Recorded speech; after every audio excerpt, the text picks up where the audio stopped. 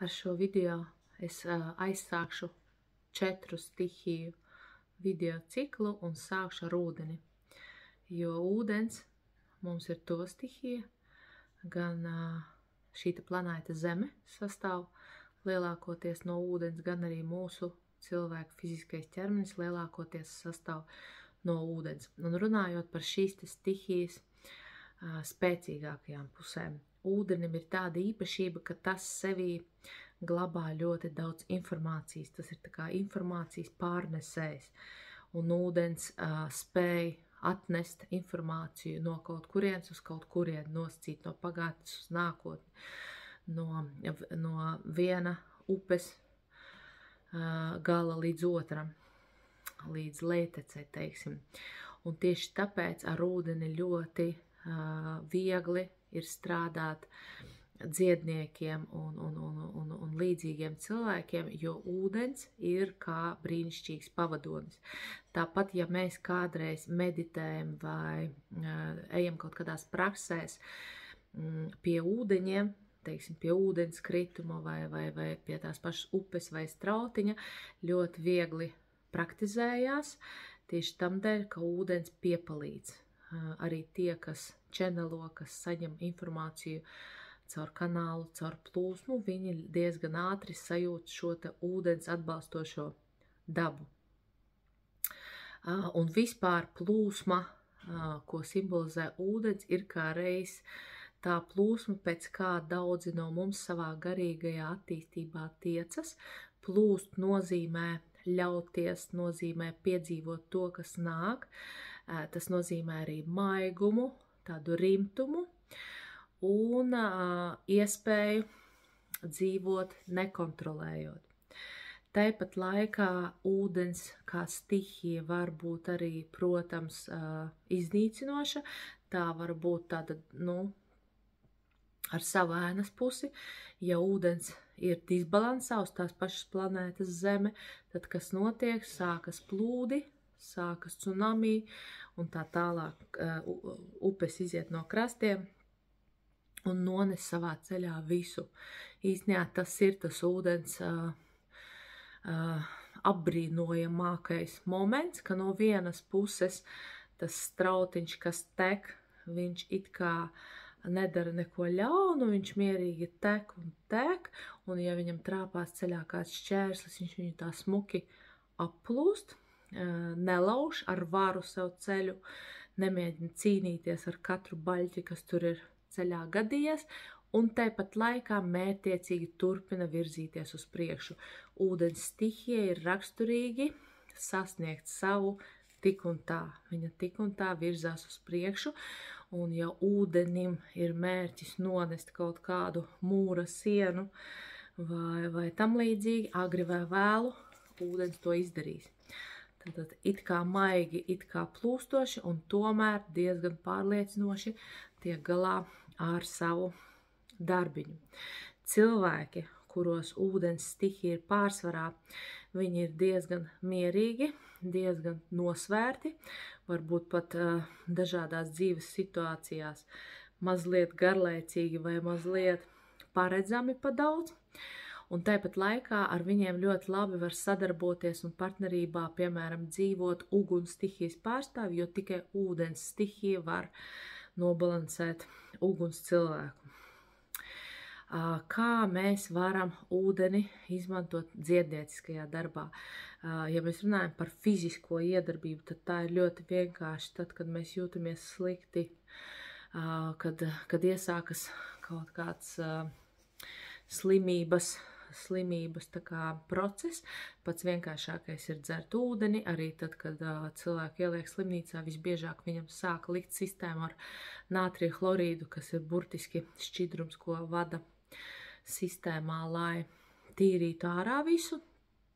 Tāpat arī vienkārši ieejot vannā, ieejot dušā, nopeldoties ezerā, nopeldoties jūrā, katrs sajūtas labi. Tas ir pierādīts fakts, ka vienkārši paesot ūdenī, cilvēkam paliek labāk.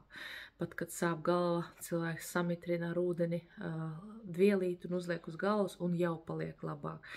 Un, piemēram, tie, kas regulāri piekopj peldēšanos it sevišķi cauru gadu vai arī maksimāli daudz, tur iekļaujot pavasari un rudeni, viņu pašsajūta ir daudz labāka nekā tiem, kas to nedara.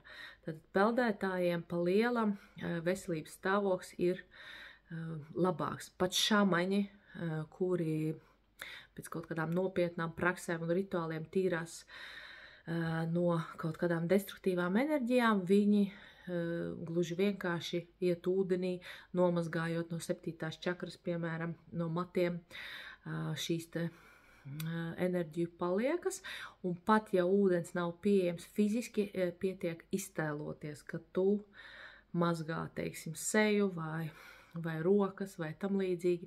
Pat ūdens iztēlošanās mums palīdz attīrīties, dziedināties, tāpēc arī visas šīs meditācijas, kurās ir iekļauta ūdens stihija, ir ļoti, ļoti vērtīgas un relaksējošas. Piemēram, ja mēs meditācijā vai kaut kādā sesijā cilvēku ievedam ūdens stihijā, viņš diezgan ātri relaksēs, diezgan ātri atbrīvojas, diezgan ātri paliek tāds patīkami gurdens, jo jebkuram cilvēkam asociācija ar būšanu ūdenī ir pazīstama.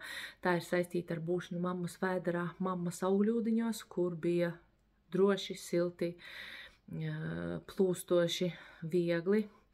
Tie, kas ir bijuši siltajās jūrās un okeānos, zina to sajūtu, cik brīnišķīgi ir peldēties šādos ūdeņos, ceļš, ja ūdens ir tīrs un skaidrs, tad, nu, lūk, tas vienmēr piešķir milzīgu pievienoto vērtību ūdens baudītājiem.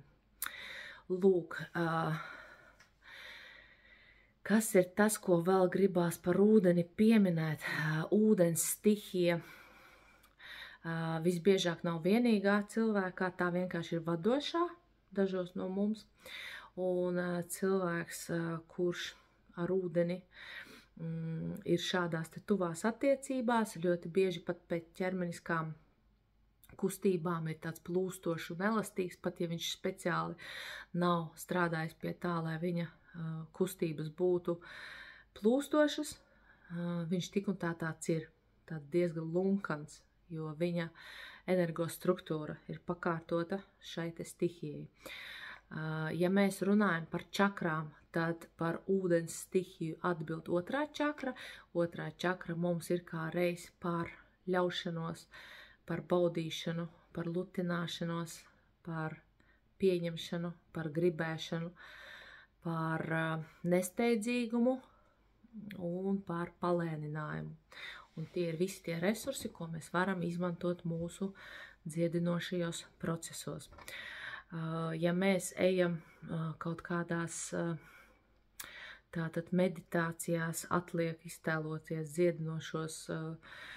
dziedinošos ūdenskritumus vai dziedinošās dušas, un jau tad efekts būs ļoti labs, jo ūdens simbolizē visa vecā nokalpojušā atbrīvošanu.